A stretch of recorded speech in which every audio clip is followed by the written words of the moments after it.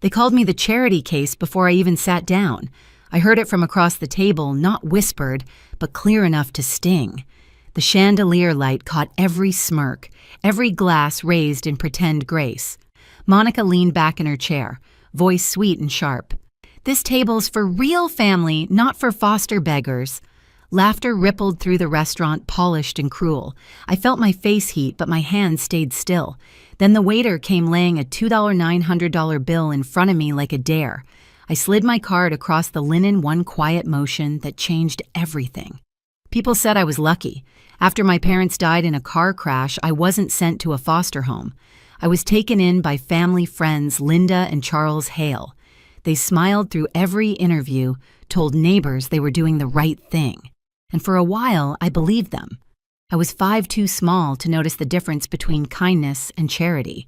They gave me a tiny room at the end of the hall, painted pale yellow, like it might make up for the size. I got Monica's old clothes, Ethan's cracked textbooks, and a reminder that I should be grateful. "You're part of this family now," Linda would say, her voice tight with virtue. "Remember we saved you." Even then, I understood it wasn't love, it was a favor they never let me forget. The Hale house always looked perfect from the outside. White shutters rose, bushes trimmed to military precision, a driveway where Charles's luxury cars gleamed under morning light. Inside, though, the air was stiff. Every compliment had a price. Every family dinner felt like a performance. They prayed before meals, thanked God for blessings, then spent the rest of the evening measuring who deserved them more. Monica, 5 years older, was the star they built their world around. She had straight-A grades designer shoes and a laugh that could flip from charming to cruel in a heartbeat. Ethan, the middle child, followed her like a shadow. And me, I was the quiet one at the far end of the table, careful not to scrape my fork too loud. The only person who treated me like I belonged was Margaret Hale, Charles's mother. She was in her 70s when I met her, sharp as glass and twice as clear. She built Hale and Cumbie Pharmaceuticals from nothing, made her first million before Linda finished college. But she never acted like money made her better. She'd show up on Sundays with a box of pastries and that piercing, assessing look. "You read much, Violet?" she asked me once. I nodded. Good. People who read learn how to survive quiet rooms. She was the only one who noticed the quiet. By the time I turned 28, I'd moved into a small apartment downtown and started my own design studio. It wasn't much, one desk, one computer, a view of a brick wall, but it was mine. I'd stopped waiting for the Hale family to see me. Still, I kept visiting Margaret. She'd call me her sensible granddaughter, and for a few hours, her living room felt like safety. Then Monica announced her celebration dinner, a victory party for a business deal. She posted the invite in the family group chat, the one I was still somehow in. "Everyone's coming," she wrote. The photo attached showed a glittering restaurant and a caption, "Family only." I stared at it for a long time, thumb hovering over my phone. Then I typed, "Should I still come?" and hit send. No one replied. The silence in that group chat stretched for days. No response, not even a polite emoji. Just seen. I told myself it didn't matter that I'd gotten used to being invisible. But every time my phone buzzed, a small part of me hoped it would be them, saying something kind. Something normal. It never was. 3 nights before the dinner, Linda called not to invite me, but to remind me about the dress code. "Monica's booked a private dining hall," she said, cheerful in that rehearsed way of hers. "Everyone's wearing black and gold. You'll want to look presentable." Presentable. The same word she used when she made me redo my hair for church as a child. I said I'd be there. Her relief was audible, as if avoiding embarrassment was all that mattered. When I hung up, I stood by the window watching snow collect on the streetlights. Margaret had told me once that snow has 2 faces, soft when it falls, deadly when it piles. I understood that better now. The next day, I stopped by Margaret's home. She was sitting by the fireplace, a thick shawl around her shoulders, a mug of tea in hand. "You're quiet," she said without looking up. I told her about the dinner. She didn't ask if I wanted to go. She just nodded slowly. "Let them show you who they are," she murmured. "Sometimes that's the only gift they can give." Her words stayed with me. The night before the dinner, Monica's posts started flooding my feed, photos of gift bags, champagne bottles, designer heels lined in rows. Her caption read, "Hard work pays off." Blessed to celebrate with the best family ever. My stomach tightened. The best family ever. I almost texted her to cancel to say I was busy, but I didn't. Instead, I took out the black dress I'd bought on clearance last year. I ironed it, repaired a loose hem, and laid it across my bed. Then I took my old leather bag, the same one I'd carried since college, and slipped in a simple silver bracelet Margaret had given me years ago. For luck, she'd said. That night, I couldn't sleep. Every memory came back birthday candles I wasn't allowed to blow out holidays, where my name was forgotten on gift tags. By morning, the decision felt final. I'm going, I whispered to my reflection. Not for them, for me. The restaurant glowed like it was built to impress. Warm, light white linen, the faint scent of truffle oil in the air. I arrived a few minutes early, clutching my small purse tighter than I meant to. A hostess smiled politely. "Party for Hale?" she asked. I nodded. When I reached the table, they were already there. Monica in gold silk, Ethan scrolling his phone, Linda and Charles laughing too loud. For a second, no one looked up. Then Monica turned her lips curving just enough to sting. "Oh, Violet, you made it," she said, as if surprised I'd found the courage. "Of course," I answered, keeping my voice calm. "Wouldn't miss it." The hostess tried to add a chair, but Monica stopped her. "It's okay. She can sit at the end." I felt the heat rise up my neck. Margaret was the only one who objected. "No," she said firmly. "She'll sit next to me." Her tone silenced everyone. I smiled at her, grateful, and took my seat. Dinner began. Dishes arrived like choreography, lobster tails, filet mignon, glasses of wine I didn't order. I kept quiet, cutting my food into small, forgettable pieces. Across the table, Monica launched into a speech about her big deal, how she'd closed a partnership worth millions. Charles beamed proud. Linda dabbed her lips, saying, "That's our girl." When there was a pause, I spoke. Actually, I began softly. I just signed my biggest client yet, a national campaign. The words hung in the air, fragile but real. I waited for a simple, "That's great." Instead, Linda smiled without looking at me. "That's nice, dear," she said, turning to Monica again. "Now tell us more about your deal." The laughter that followed wasn't loud, but it was enough. The same tone, the same dismissal I'd grown up with.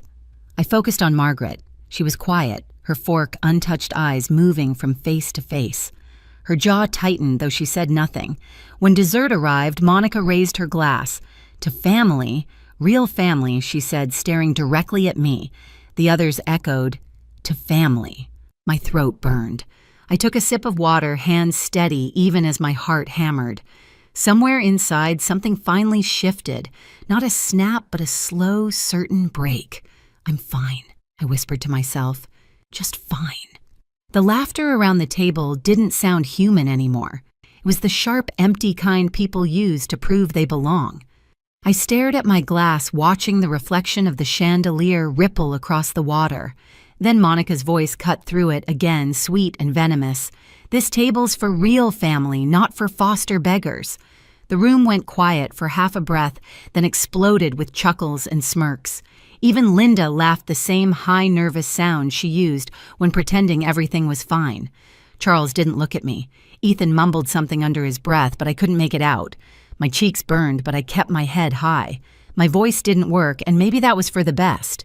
I pressed my napkin into my lap, careful, deliberate. Every muscle in my body screamed to leave, but leaving would mean they'd won. The waiter came by with a tight smile. "Will there be anything else?" Monica waved her hand. "Just the check, please." He returned a moment later and placed the leather folder in front of me. I blinked, thinking it was a mistake. Then Monica leaned forward, smiling wide enough for the whole restaurant to see. "You don't mind, right? Think of it as a thank you for everything we've done for you." The words hit like a slap. I looked down. The total, $2,900, nearly a month of my rent. My fingers trembled as I traced the number. No one spoke. No one stopped her. I could have said no. I could have walked out. But instead, I pulled out my card. The plastic felt cold in my palm. The waiter hesitated, glancing between us, sensing something wrong. I nodded. When the machine beeped, it echoed in my chest. One sharp sound, one transaction for 2 decades of humiliation. I set the pen down, slid the folder back, and folded my napkin over my empty plate. "All done," I said quietly. For a few seconds, it was completely still, just forks clinking in the distance, soft jazz from the speakers. Then out of nowhere, Margaret pushed back her chair. The screech of wood against marble turned every head. "I'm done?" she said. Her voice wasn't loud, but it carried. Linda laughed uneasily. "Mother, don't be dramatic." Margaret raised a hand. "No, I've watched this circus long enough." Her eyes went straight to Monica. "You, your father, your mother, you've all forgotten what decency looks like." Monica blinked, thrown off. "What are you talking about? We were just joking." "Joking?" Margaret's voice hardened. "You humiliate this girl, my granddaughter, in public, and for what?" To feel powerful for one more dinner, the color drained from Monica's face. "She's not your granddaughter." Margaret straightened her shoulders. "You're wrong. She's the only one who's ever acted like family." The table froze. Charles reached for his glass, missed it, and set his hand flat against the table instead. Linda tried to laugh again, but it broke halfway out. "I have cancer," Margaret said simply. "Stage 4. I have 6 months." The silence hit like thunder. Monica's mouth fell open. "Mom, no, save it." Margaret interrupted. "I'm not here for sympathy. I'm here for truth. I changed my will last week." She turned to me. "Violet inherits everything." The words didn't sink in at first. I thought I'd misheard.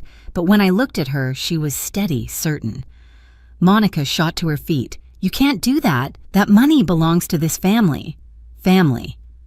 Margaret's eyes burned. "You mean the same people who stole $700,000 from a child's trust fund?" Linda's fork clattered to the table. "Mother, please, I found the records," Margaret continued. "Every cent Violet's parents left for her, gone. Spent on vacations, private school, new cars. You used her pain as your down payment." Charles slammed his palm down. "You don't understand how expensive. I understand perfectly," she cut in. "You took what wasn't yours." I sat frozen, heart racing. I hadn't known about the trust fund, hadn't known about any of it. The air thickened. Monica's lipstick trembled at the corners. Ethan stared down at his plate, silent for once. Margaret looked at me again. "Take me home, Violet." That broke the spell. Monica grabbed my arm. "You did this," she hissed. "You turned her against us." I pulled away, my voice low but clear. I didn't have to. "You did that yourself," she glared, shaking. "We'll challenge it. We'll go to court. You'll get nothing. Then I'll see you there," I said. I helped Margaret to her feet. Her hand felt fragile but steady in mine. We walked past the stunned table, past the staring faces of strangers. The music seemed to fade. Outside, the night air was cold, sharp, honest. Margaret squeezed my hand. "I should have done this years ago," she said softly. Inside, through the window, I could still see them. Monica red-faced and shouting, Linda holding her head, Charles waving for the waiter as if money could glue their dignity back together. I didn't feel triumphant. Not yet, just clean, empty in a way that finally made room for peace. Later that week, the news broke. Headlines screamed, "Heiress cuts off. Family leaves fortune to foster daughter." Reporters swarmed. Talk shows debated whether I'd manipulated her. I stayed silent. Margaret didn't. She held a press conference sitting tall beside her lawyer. "I am of sound mind," she declared, "and I'm tired of watching good hearts punished for existing." The cameras flashed. She handed out folders, bank statements, trust fund records, proof of every stolen cent. And then she played the video from the restaurant. Monica's voice echoed across the speakers. "This table's for real family, not for foster beggars." The room went dead silent. Margaret looked into the cameras. This is what cruelty sounds like when it thinks no one is listening. As if on cue, the doors burst open. Monica stormed in, mascara-streaked voice shaking. "She's lying. Violet used her. We raised that girl out of pity. She owes us." Reporters gasped. Cameras turned. Margaret tilted her head. "Did you just say she owes you? I mean, she..." Monica stammered, realizing too late. The lawyer leaned forward. "You just admitted it. On record." The clip hit the internet before nightfall.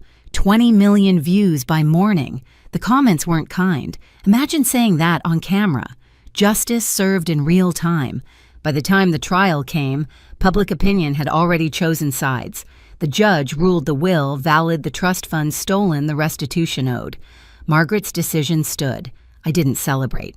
I just sat beside her in the courtroom as she squeezed my hand again, whispering, "You see, silence works when truth is loud enough." A month later, she was gone. At her funeral, I placed a single white rose on her casket, the same color as the tablecloth from that night. For a moment, I closed my eyes and heard that same sharp beep from the credit card machine, but this time it didn't sting. It sounded like a door closing and another one opening. The world moved fast after the verdict, but I didn't. I stayed in Margaret's house, the one with the wide porch and the lemon trees she loved. It felt strange at first, living in silence that didn't hurt. The air smelled like her perfume and old books. Every morning I made tea the way she did, 2 sugars, no milk. Charles was sentenced to 3 years for financial fraud. Linda sold their house to cover legal fees, then vanished from the city pages. Ethan's loan surfaced. His fiancée left. Monica lost her business after that viral clip became an internet cautionary tale. Every brand cut ties overnight. Reporters tried to get a statement from me. I never gave one. There was nothing left to say. Justice, once it arrives, doesn't need an encore. I focused on work, then on something bigger. Using part of the inheritance, I started the Margaret Foundation, a program for foster and adopted kids who'd been cheated or silenced. We funded lawyers, therapy, tuition, everything I once needed, but never had. The first check I signed felt heavier than money. It felt like redemption. A year later, an application came across my desk, Monica Hale requesting assistance for financial hardship and mental health support. I read every word. She wrote that she'd lost everything, that she was sorry, that she wanted a second chance. For a moment, I thought about approving it. Then I remembered her voice at that table, how the laughter felt slicing through me like glass. I stamped the file, denied, and slid it aside. Some victories are quiet. Mine was. That night, I lit a candle for Margaret and whispered, "We did it." The flame flickered, once steady and bright, like she'd heard me. I visit her grave every Sunday. The grass grows fast there, soft against the marble, and the city noise fades just enough to think. I tell her about the foundation, about the kids we've helped, 200 and counting. Sometimes I imagine her smiling, that small knowing smile, the one that meant she'd already seen the ending before I lived it. People still ask if I forgave them. I tell them forgiveness isn't freedom, boundaries are. Family isn't who raised you. It's who never made you pay for a seat at the table. If you've ever had to fight to be seen, share your story in the comments. And hit subscribe, someone out there might need to hear yours next. My sister didn't even wait for the candles. She stood up at Grandma's birthday dinner, lifted her glass and announced, "This family is honestly embarrassed to have you share our name." 30 relatives froze. Mom nodded. Dad curled his lips, proud of her for saying what they never dared to. I didn't lash out. I didn't cry. I just sat there beneath the string lights, the quiet one they thought would stay quiet forever. But before anyone could take another bite, Grandma pushed back her chair and rose to her feet, and what she said next didn't just silence the table. It changed everything. My name is Lillian Harper, and if there's one thing I learned early, it's how to swallow disappointment without letting it show on my face. In some families, being the oldest means you're the steady one, the reliable one. In mine, it meant standing just far enough behind my younger sister Ariana so the spotlight could hit her cleanly every single time. Ariana is 2 years younger than me, my sister, my mirror opposite. Where I grew into quiet focus, she grew into applause. She had this effortless way of making adults lean in, laugh louder, brag on her behalf. Our parents, Jennifer and Richard, treated her like some walking prophecy. She's going to take the Harper legacy to the next level, they'd say. They never said that about me, not once. I didn't resent her at first. I just faded. I still remember being 11, clutching the results of a statewide math competition. Dad skimmed the paper for less than a second before turning to Ariana, who was showing him how she'd taped glitter to her sneakers. He told her she was creative. He told me not to brag. That was the rhythm of our household. She dazzled, I delivered. She sparkled, I stabilized. The only person who broke that rhythm was my grandmother, Evelyn. To everyone else, she was the founder of our family business, the woman whose name still hung on office plaques. But to me, she was the one who'd sit beside me on the porch steps and ask real questions about what I wanted, how I thought, where my instincts led me. She raised Ariana and me with the same resources, but she saw through the gloss. She knew what substance looked like. And then there was my cousin Haley, 2 years younger than Ariana. She didn't grow up inside the bubble. She grew up just close enough to hear the cracks. From middle school onward, whenever a family gathering went wrong, she'd quietly drift toward me afterward and whisper, "You saw that too, right?" Haley became my unofficial witness of favoritism, of tiny humiliations, of the way Ariana's voice always seemed to drown out mine. By the time I went off to college, I'd perfected the art of being the dependable background character. I took scholarships, worked night shifts, paid my own bills. I entered the finance world because numbers didn't interrupt me or talk over me. They just told the truth. And I built a life in Charlotte far away from Harper expectations. But distance doesn't erase patterns. Every holiday, every gathering, every call home turned into an accidental stage for Ariana. One day, when I'm running the company, she'd say as if it were hereditary. Mom encouraged it, Dad echoed it, and I learned to let their certainty wash over me without reacting. 6 weeks before Grandma's birthday, the invitations went out. A simple cream card for me. A full photo shoot announcement for Ariana captioned Future CEO Era. Family members flooded her comments. Mine ignored, same as always. Then Mom sent a text that snapped something small but important inside me. Please behave at the party. As if existing quietly wasn't something I'd already mastered. 6 weeks before Grandma's birthday, the entire Harper family seemed to shift into performance mode. The group chat that usually sat silent for months suddenly lit up like a switchboard. Cousins I barely remembered started posting throwback photos with grandma aunts, coordinated potluck dishes as if they were planning a state banquet, and right in the center of it all, Ariana. She uploaded a picture of herself standing in the lobby of the family business headquarters, one hand on her hip, the other resting on the railing like she owned the building. Her caption read, "Stepping into the future." Under it, heart emojis, clap emojis, comments from relatives calling her our rising leader. I read every comment like someone watching a parade through a window they weren't invited to stand at. My invitation had arrived on the same day, but mine wasn't posted online with a photo shoot. Mine came quietly handwritten by Grandma, slipped into a cream envelope. I saved it, not for the event itself, but for the part where she wrote, "It would mean a lot if you came."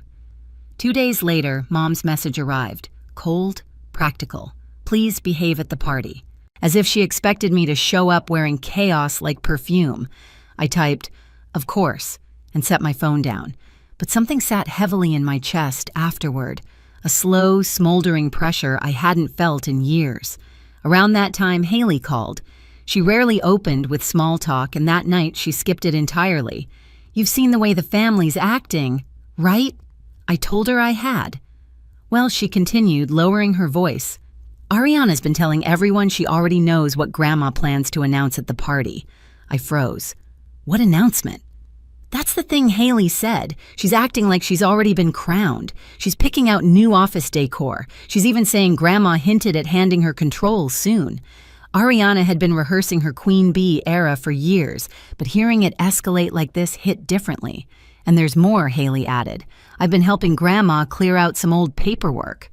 There were documents from her attorney, multiple visits in the last few weeks. About the business, I asked. Haley hesitated. I can't say for sure. She didn't let me see the details. But Lillian, something is happening. Grandma had built everything from nothing. She was sharp, shrewd, and still fully capable of making decisions. But she was also guarded, especially where the business was concerned. Ariana assuming she already knew the outcome that was a new level of entitlement. Still, it was Ariana. She lived in a permanent state of premature celebration. As the party approached, tension built inside me in small, invisible ways, the way relatives asked me if I was doing okay with a tone that suggested they already knew I wouldn't like what was coming. The way Dad mentioned offhandedly, "This birthday will be special," with a proud glance toward Ariana. The way Mom reminded me twice in the same week to look presentable. By the time the day finally arrived, something in my chest felt taut, like a string pulled so tight one more tug might snap it. And as I parked near Grandma's house that evening, watching Ariana pose for photos at the entrance, as if she were hosting the event, that string pulled just a little tighter. By the time I stepped into Grandma Evelyn's backyard that evening, the celebration had already taken on the flavor of a coronation. White lanterns floated above the tables. The smell of grilled vegetables and rosemary chicken drifted through the air. Laughter rose in waves, too loud, too bright, all circling around one person. Ariana, she floated from group to group, greeting relatives with air kisses, tossing her hair, just enough to catch the lights. Every time someone said future legacy or next in line, she beamed like she'd rehearsed the moment. Dad walked 2 steps behind her, proud and easy, while Mom adjusted Ariana's necklace like she was sending her out on stage. And me, I slipped quietly into a seat at the far end of the long table. I wasn't avoiding them. I was giving them exactly what they'd trained me to be: background noise. Dinner started with clinks of silverware and soft conversation, the kind that feels polite enough to hide the undercurrent beneath it. I answered questions if someone asked. If they didn't, I let myself fade. It was easier than fighting for a voice no one wanted to hear. When dessert arrived, Grandma's favorite lemon cake, someone dimmed the lights and relatives gathered around to sing. Ariana stood near the head of the table, positioning herself directly beside Grandma, as though she belonged there more than anyone else. The singing ended. The candles flickered. Grandma smiled in the gentle way she always did. And that's when it happened. Ariana lifted her glass. Her smile sharpened into something that glittered cold under the lights. Before Grandma makes her big announcement tonight, she said, "I just want to say something to the family." My stomach tightened. She turned to me, eyes narrowing with that sweet, polished cruelty she'd perfected over the years. "This family," she said, voice steady and loud enough for every forks and knife to freeze, "is honestly embarrassed to have you share the Harper name." A soft, stunned silence rippled across the table. Mom nodded, not hesitantly, confidently, like she'd been waiting for someone to finally say it out loud. Dad curled his lips into that familiar expression he used whenever he agreed, but didn't want to speak the agreement himself. For a moment, the world narrowed to the clink of ice in nearby glasses, the smell of lemon frosting the burn behind my eyes. I lifted my wine more for something solid to hold than anything else. I didn't respond. I didn't flinch. I just sat there beneath the string lights, letting the humiliation settle into my chest, like a weight I'd carried my whole life. But something inside me shifted quiet, small but powerful. Not anger, not sadness. Something steadier, resolve. Because in the seconds after Ariana's words echoed through the backyard, I noticed something no one else seemed to see. Grandma Evelyn, sitting in her wicker chair, had stopped smiling. Her hand rested beside her untouched glass. Her gaze was fixed on Ariana, not with pride, but with an expression I hadn't seen since childhood. A warning. And in that moment, for the first time all evening, I felt the string inside me loosen. Not because I was breaking, but because someone else had finally reached their limit first. For a moment, no one moved. The backyard hung in a strange kind of silence, the kind where even the night insects seemed to pause waiting. The candles on Grandma's cake flickered against the soft breeze, and every pair of eyes at the table bounced between me and Ariana, hungry for whatever reaction they assumed I'd finally break into. But I didn't move.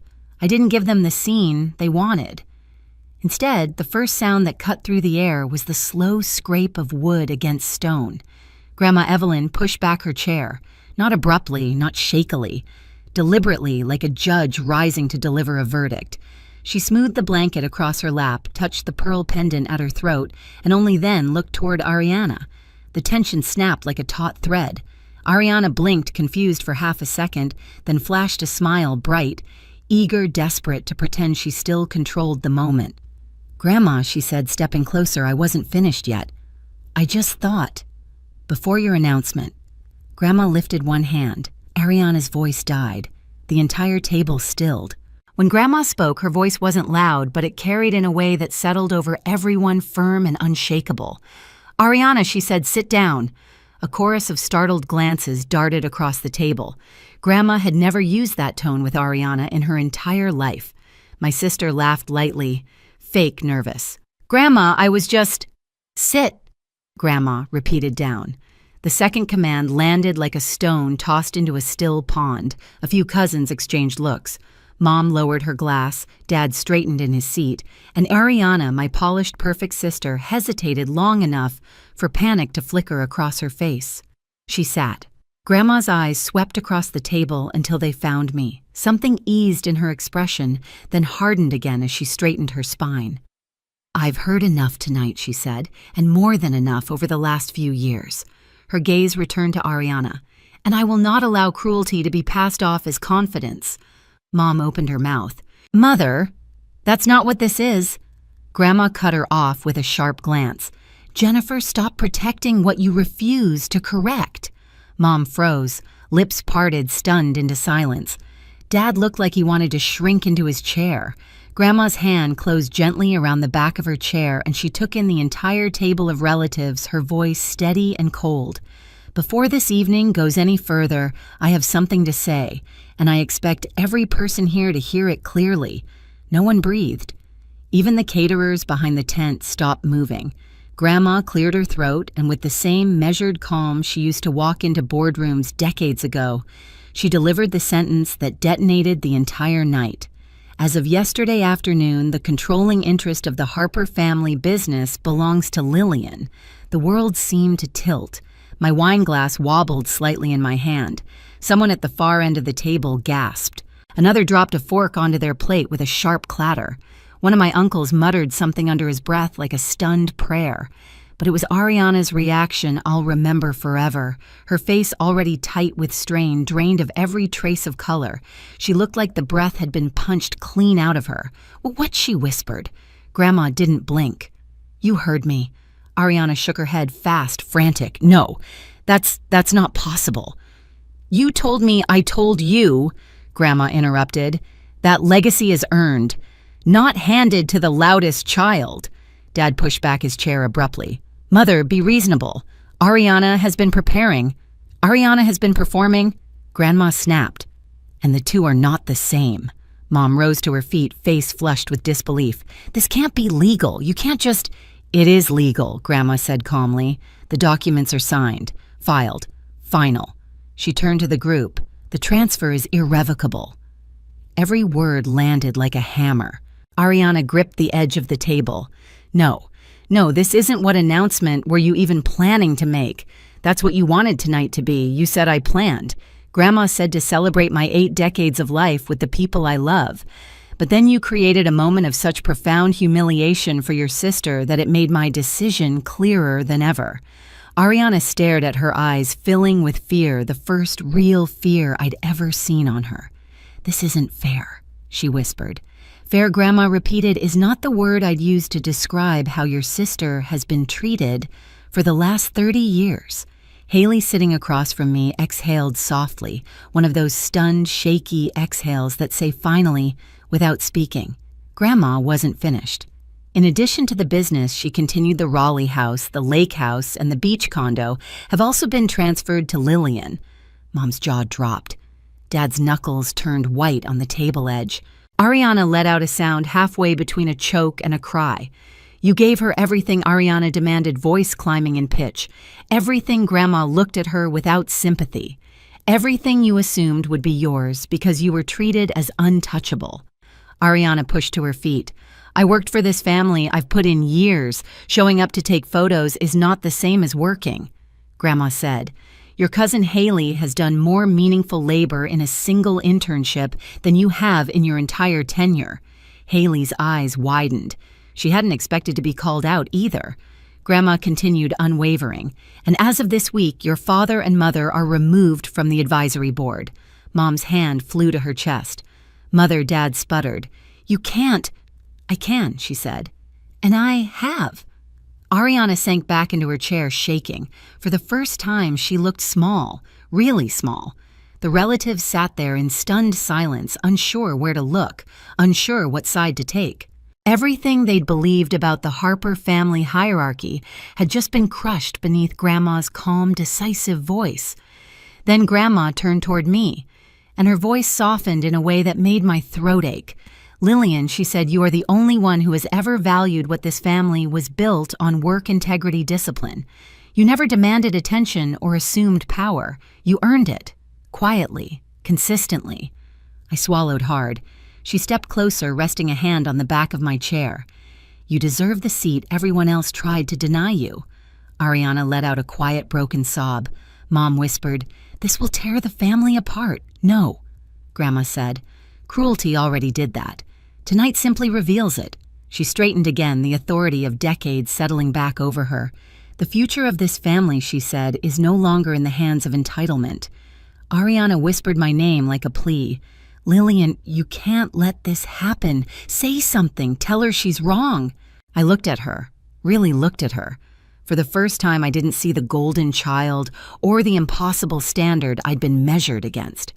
I saw the truth, an adult who had coasted on praise so long she believed she was owed the world. "I'm not the one who created this moment," I said quietly. "You did." Her face crumpled.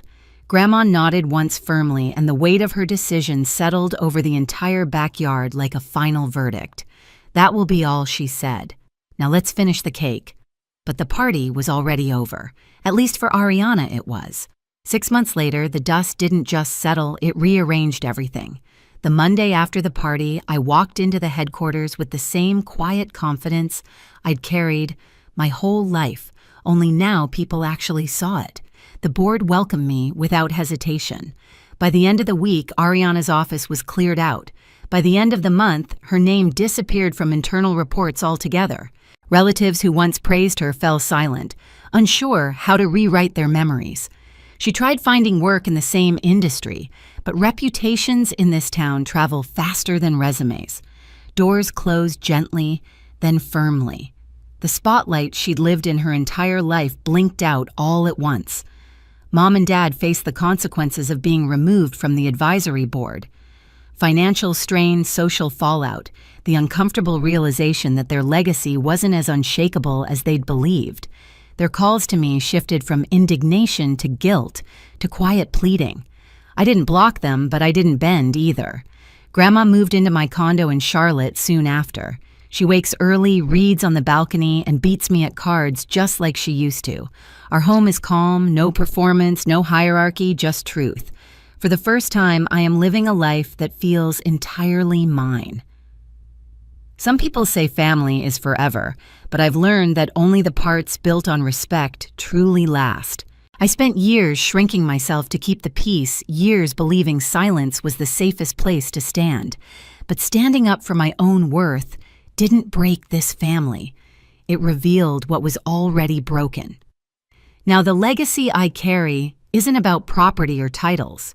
It's about finally breathing without permission, finally taking up the space I earned, and finally understanding that blood means nothing without dignity.